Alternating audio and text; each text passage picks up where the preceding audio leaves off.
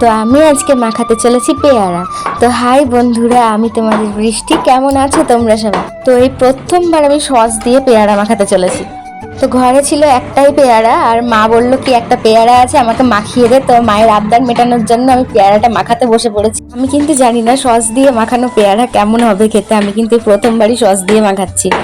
আর সত্যি কথা বলতে গেলে আমি কিন্তু কাঁচা পেয়ারা খেতে ভালোবাসি, পাকা পেয়ারা আমার অতটাও ভালো লাগে না। আর এই পেয়ারাটা একটু পাকা পাকা ছিল, কাঁচা হলে পরে আমার খুব ভালো লাগতো। তোমরা হয়তো জানোই আমাদের বাড়িতেও পেয়ারা গাছ আছে, কিন্তু এখনো পর্যন্ত সে গাছের পেয়ারা পাকেনি, পাকতে এখনো অনেক দেরি আছে। আর এইদিকে আমার মা আর মামা বসে আছে, আর ওরা মনে হয় মনে মনে ভাবছে যে কি করছে, সস দিয়ে পেয়ারা মাখছে, কেমন হবে খেতে না জানি। হয়তো খুবই খারাপ হবে খেতে, কি হয়তো খুবই ভালো হবে। আর আমি দিয়েছিলাম লঙ্কার গুঁড়ো, ঝাল না হলে পরে তো একদমই ভালো লাগে না খেতে। অনেক লবণ দিয়েছিলাম। আর পেয়ারাটা কিন্তু আমি খুব সুন্দর করে মাখিয়ে নিয়েছিলাম, যাতে একসাথে সব মিশে যায়, লঙ্কা, লবণ আর সস।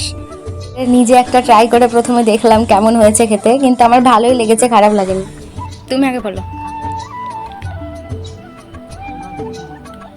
কেমন হয়েছে মামা। মা তুমি খাও।